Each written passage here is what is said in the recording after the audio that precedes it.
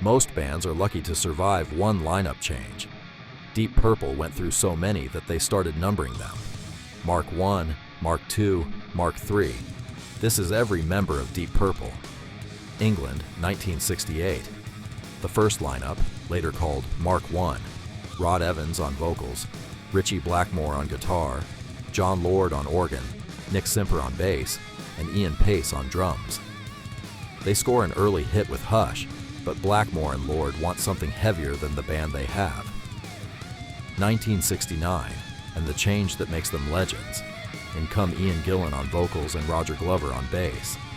This is Mark II, the classic Deep Purple. In rock, Fireball.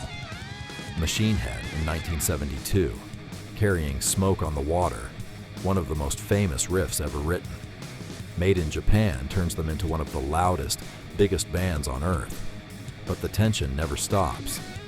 In 1973, Gillan and Glover are out, and a young David Coverdale, later of Whitesnake, steps up to the microphone alongside Glenn Hughes on bass.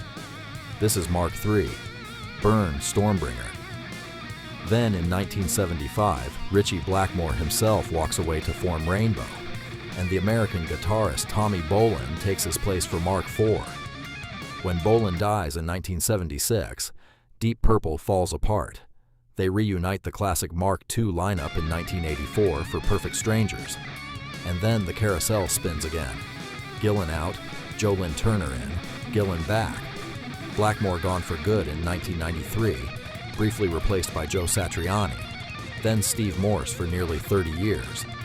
John Lord retires in 2002, and Don Airey takes the organ. In 2022, Simon McBride becomes the newest guitarist.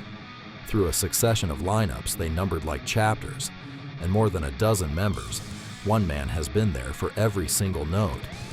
Ian Paice, the drummer, the only constant in the entire history of Deep Purple. That is the paradox of this band. A lineup that never stopped changing, and a heartbeat that never changed at all. Every member, every mark, at riffbase.app. New band, every week.